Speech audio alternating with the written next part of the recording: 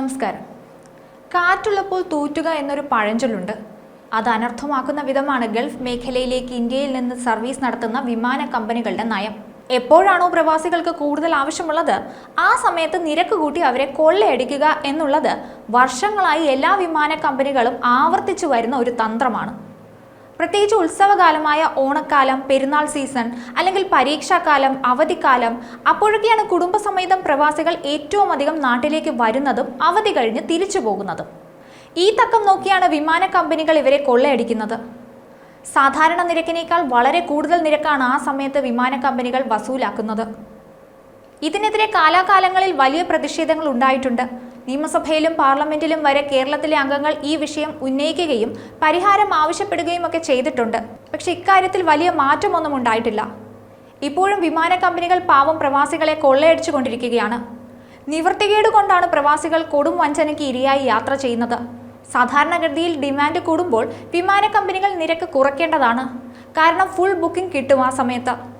അപ്പോൾ ടിക്കറ്റ് നിരക്ക് കുറച്ച് വിമാന കമ്പനികൾക്ക് സർവീസ് ഓപ്പറേറ്റ് ചെയ്യാവുന്നതാണ്. അതുപോലെ തന്നെ ഡിമാൻഡ് കൂടുമ്പോൾ മത്സരവും വരും. അങ്ങനെ മത്സരിച്ച് നിരക്ക് കുറയ്ക്കാവുന്നതാണ്.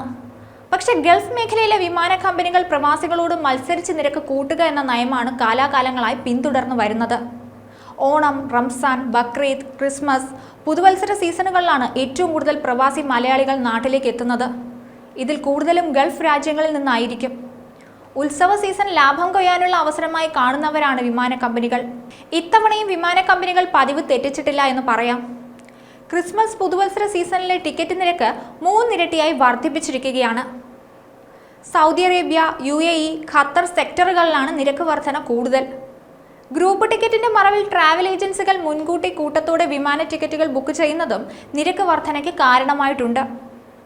ടിക്കറ്റ് ചിലവ് താങ്ങാനാവാതെ പല പ്രവാസികളും കുടുംബങ്ങളും യാത്ര മാറ്റിവെക്കാനുള്ള തീരുമാനത്തിലാണെന്നാണ് വിവരം. ഇന്ത്യ UAE സെക്ടറിൽ ആഴ്ചയിൽ 65,000 സീറ്റാണ് അനുവദിച്ചിട്ടുള്ളത്. സീസണിൽ 1,00,000-ഓളം യാത്രക്കാരുണ്ടാവും. അപ്പോൾ സർവീസുകൾ വർദ്ധിപ്പിക്കുകയോ കൂടുതൽ സീറ്റുകളുള്ള വലിയ വിമാനങ്ങൾ ഉപയോഗിക്കുകയോ ചെയ്യണം.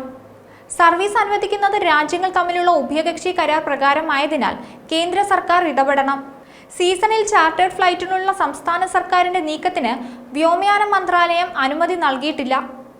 ഓണം, പെരുന്നാൾ, ക്രിസ്മസ് സീസൺ തുടങ്ങിയ സമയത്ത് ട്രാവൽ ഏജൻസികളുടെ ഗ്രൂപ്പ് ബുക്കിംഗ് നിയന്ത്രിക്കണം. പട്ടിണി കിടന്നും വയറു മുറുക്കിയെടുത്തും കയ്യിലുള്ളത് സ്വരുക്കൂട്ടി വെച്ച് നാട്ടിലേക്ക് പോകാൻ കാത്തിരിക്കുന്ന ഒരുപാട് പ്രവാസികളുണ്ട്. പ്രവാസികളുടെ വരവിനായി കാത്തിരിക്കുന്ന കുടുംബങ്ങളും അനവധിയാണ്. ഇതിനിടയിലാണ് പ്രവാസികളുടെ കീശ കാലിയാക്കാൻ വിമാന കമ്പനികൾ നിരക്ക് കുത്തനെ കൂട്ടിയിരിക്കുന്നത്. ന്യൂസ് ഡെസ്ക് ഈനാട് മലയാളം.